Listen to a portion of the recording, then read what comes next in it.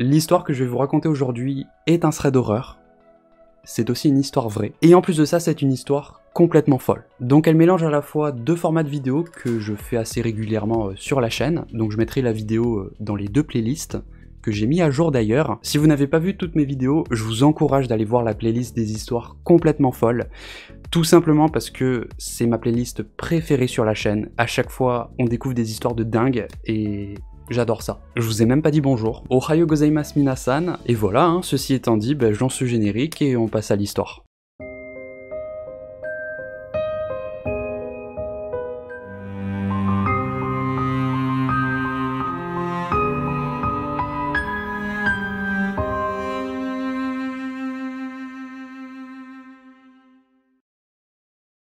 Je vais vous raconter l'histoire tragique d'une femme du nom de Terijo Dupero. C'est une histoire qu'elle a vécue lorsqu'elle était petite. Elle avait 11 ans. Son père, Arthur Dupero, était un homme qui adorait les bateaux. Son rêve en fait, c'était de faire le tour du monde à bord d'une voile, de naviguer d'île paradisiaque en île paradisiaque. Voilà, une vie de pirate en fait. Arthur, donc toujours le père de cette petite fille, était un optométriste de renommée. Et il a eu cette idée d'emmener sa famille en croisière, pour voir déjà comment ils se sentent sur un bateau. Voilà, c'était un petit peu une croisière test. Le plan en fait, c'était de passer une semaine à vivre sur un bateau, voilà, essayer la vie en mer à bord d'un yacht de location, et si le voyage se passe bien, ils envisagent même de prolonger leur croisière. La famille Dupero, composée d'Arthur, sa femme Jean et leurs 3 enfants, Brian, 14 ans, René, 7 ans et Terijo, 11 ans, vivait dans l'état du Wisconsin aux États-Unis. En 1961, toute la famille est allée en Floride pour réaliser cette fameuse croisière qu'ils étaient très enthousiastes de faire. En fait, ils allaient partir des côtes de la Floride pour aller aux Bahamas. Franchement, ils se mettent bien, destination de rêve, il y a plein d'îles paradisiaques, franchement j'aimerais trop y aller.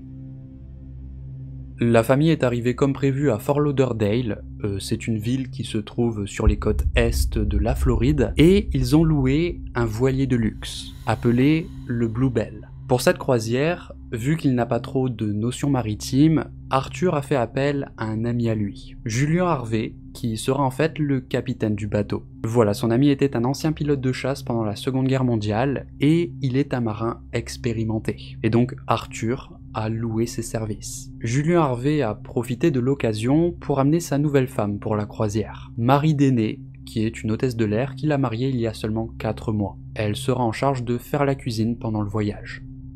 Ils ont donc commencé leur croisière, ils ont mis les voiles, le groupe s'est dirigé vers les petites îles de l'Est, les îles Bimini. Ils sont arrivés à destination, ils ont enchaîné les îles. Les 4 premiers jours se sont super bien passés, ils ont fait de la plongée avec tuba, ils ont ramassé des coquillages sur les plages paradisiaques, voilà, ils ont fait plein d'activités. Le 5e jour, vers 21h, après avoir mangé, Terijo, donc la petite fille de 11 ans, est allée dormir sous le pont, dans une petite cabine à l'arrière du bateau. Habituellement, sa petite sœur Renée descendait avec elle à ce moment-là pour dormir avec elle, mais cette nuit-là, elle était restée avec les parents.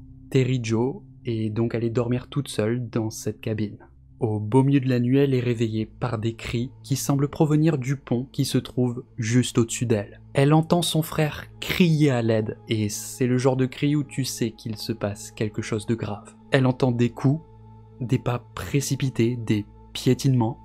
Elle était dans son lit, paralysée par la peur, et puis grand silence. Elle n'a pas bougé de son lit, elle était terrifiée. Et au bout d'un moment, elle s'est décidée à aller voir. Elle est sortie de sa cabine, elle a monté les escaliers menant vers la cabine principale qui sert de cuisine, et à ce moment-là, sur le sol, dans une mare de sang, elle a vu le corps de sa mère et de son frère. Terijo est restée figée, puis elle a prudemment monté l'échelle de l'écoutille qui donne sur le pont, elle a jeté un coup d'œil avec prudence, et elle a vu à ce moment-là encore plus de sang, et ce qui ressemblait à un couteau. Au même moment, le capitaine Harvey est arrivé, elle lui a demandé « Qu'est-ce qui s'est passé ?»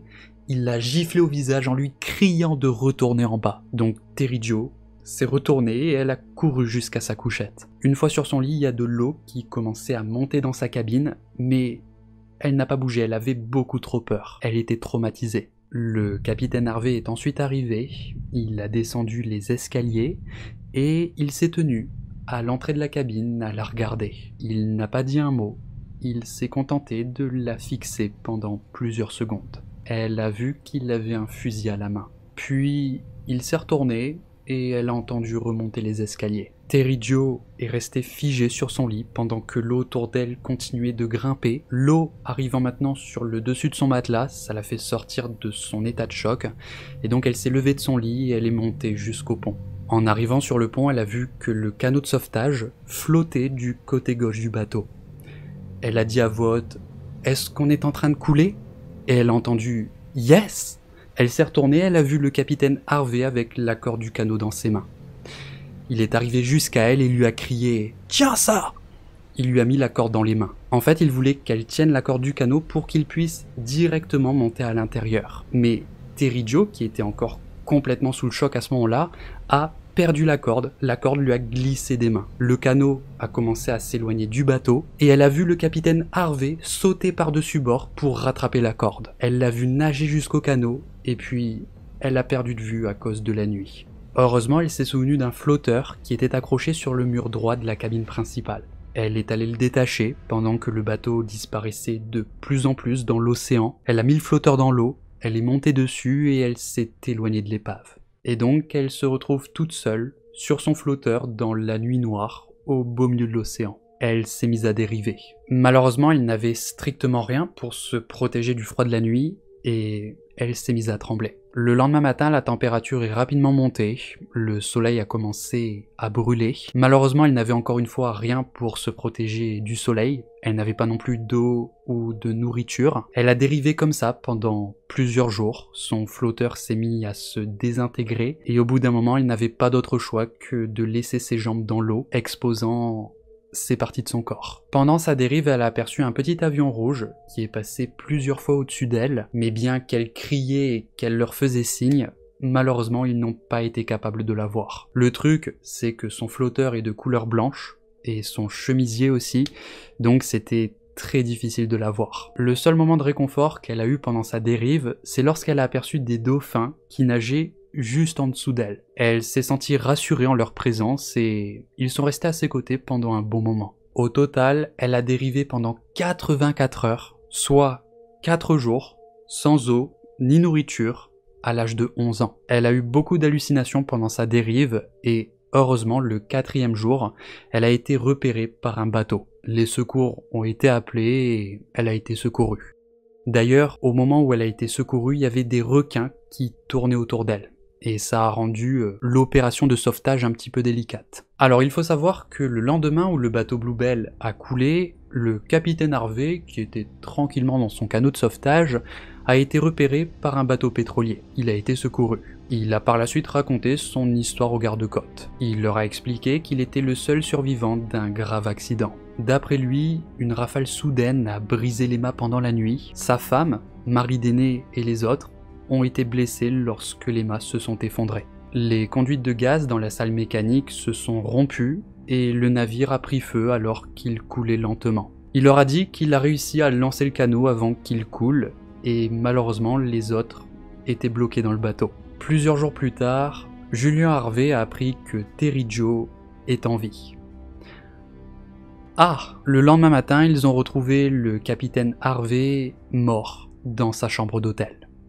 Il s'est suicidé. Alors vous allez me dire, mais pourquoi est-ce qu'il s'est suicidé? Même si je pense que vous avez votre petite idée. En fait, lorsque Julian Harvey a été engagé en tant que capitaine du Bluebell, il a profité de cette occasion pour inviter sa nouvelle femme pour la croisière, Marie Deney. Et il avait prévu de la tuer au cours de la traversée pour récupérer de l'argent de l'assurance. Peu de temps après qu'il s'est marié avec elle, il a acheté une assurance qui, dans le cas où sa femme mourrait d'un accident anormal, eh bien l'assurance devrait lui verser le double de la somme qui est normalement versée lors d'un décès. Voilà, c'est pas pour rien que cet homme était à son 5e mariage. Et donc il a effectivement assassiné sa femme cette nuit-là, mais j'imagine qu'il y a quelque chose d'inattendu qui s'est produit. Parce que je pense pas qu'il avait prévu de tuer toute la famille du Perrault, parce que c'est ce qu'il a fait, il les a tous tués. Enfin, c'est ce qui a été déduit de cette affaire avec le témoignage de Terry Jo. Et donc je pense que ce qui s'est passé ce soir-là, c'est qu'il y a certainement un membre de la famille Dupéro qui a vu quelque chose qu'il n'était pas censé voir. Peut-être même que cette personne a assisté au meurtre de Marie Déné. Et donc Julien Harvey, voyant qu'il s'est fait cramer, a voulu se débarrasser de cette personne. C'est certainement parti en couille et il s'est retrouvé à tuer toute la famille. Si Julien Harvey a épargné Terry lorsqu'elle était sur le bateau, c'est certainement parce qu'il savait que le bateau était en train de couler et qu'elle n'avait aucune chance de survivre. Quand j'ai lu cette histoire, j'étais choqué. Déjà, l'histoire est hyper tordue et en plus, elle est vraiment incroyable. Je sais même pas comment elle a fait pour survivre en fait. Survivre 4 jours au beau milieu de la mer sans eau ni nourriture avec ton petit flotteur là. Parce que normalement, on tient pas plus de 3 jours sans eau, normalement tu meurs. Bon, elle a tenu un petit peu plus que 3 jours, c'était pas exactement 4 jours, c'était 84 heures. Mais voilà, franchement, histoire de ouf. J'espère du coup que cette histoire vous a plu, mettez un like si c'est le cas. Vous pouvez également mettre un petit commentaire, vous savez que je lis presque tous les commentaires et ça me fait plaisir quand ils sont positifs. Bon ça va, ils sont 98% du temps, ils sont positifs. Vous m'envoyez du love, donc voilà, ça me fait vraiment plaisir, je tenais à vous remercier. C'est donc la fin de cette vidéo, je vous fais des bisous et je vous dis à la prochaine.